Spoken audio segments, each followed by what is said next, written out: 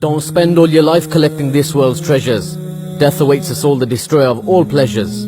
Every soul shall taste the bitterness of death, so prepare for the day when all your deeds are measured. You will die the way you lived, and you be raised the way you die, wherever you may be, whether you're in fortresses up high. Perfectly on cue, right at its appointed time, they say that death is the only truth and this life is but a lie. That time will come too when your loved ones will cry. Voices trembling as they inform your relatives late at night. So sad you had to go, you were such a nice guy. They said it wasn't your time, but that's not up to you and I. People will gather at your home when they hear the news of the calamity. Standard formality expressing their condolences to your family. The movement of time is nothing more than an erosion of existence in this dunya. So fulfill your faraid, renew your intentions, and hold on to the Prophet's sunnah, because time waits for no man. So why should it wait for you? You thought life was just a game until death decided to make its move. You were given chance after chance, but now it's too late for you. You procrastinate to prostrate to the one that created you. You see, time is killing us while we think we're killing time. The place where you'll be buried has already been assigned. We deal with death like it's doubtful when the promise is divine. Will you be satisfied when you're lying in a space that's confined?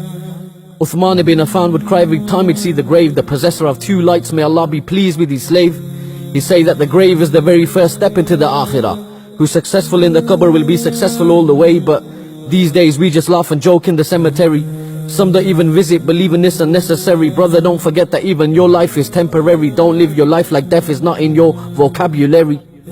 Others use the term death defying, but nobody's ever defied death. With every step that you take, you're getting closer to your last breath. The cries of the Sahaba, they would drown the sound of the khutbah every time that death was mentioned.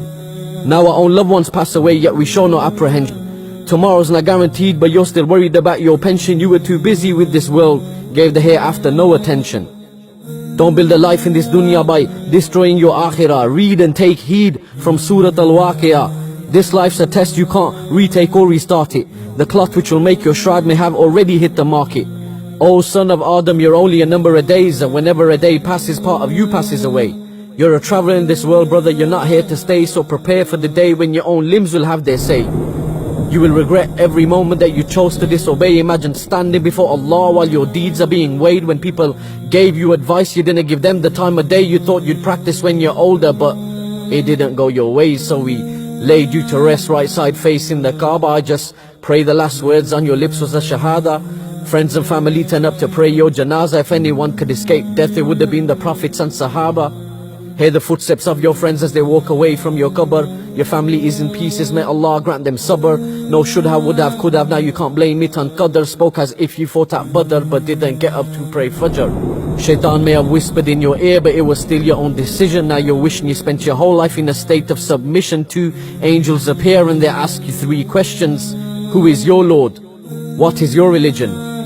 Who was your prophet? I pray you state the right answers. Love for this world is a disease. It's a sickness worse than cancer, because if you dislike to meet Allah, Allah dislikes to meet you. Remember, you have an open enemy that will try to defeat you. Shaitan won't leave you alone. He'll try and misguide you to the end. So if you're losing the battle to him now, then tell me, what will you do then? Once the angel of death takes your soul, it will be too late to repent. His advice to myself, first and foremost, we all need to make amends. Don't want your soul to leave your body like a thorn branch ripping through wet wool. The world is small, our desires are large, the dirt will ensure we're finally full. Angels of dark faces whipping you, calling you by the worst of names, telling you to taste the punishment of the blazing flame, saying, "O evil soul, come out to the anger and wrath of Allah." So while you're alive, make sure everything you do is fi sabilillah. Constantly remember death and try your best not to get misled. If you could hear what happens in the grave, then you would stop burying your dead. My brother, you could be here one morning and be gone by the afternoon. That's why we say, Inna lillahi wa inna ilayhi raji'un.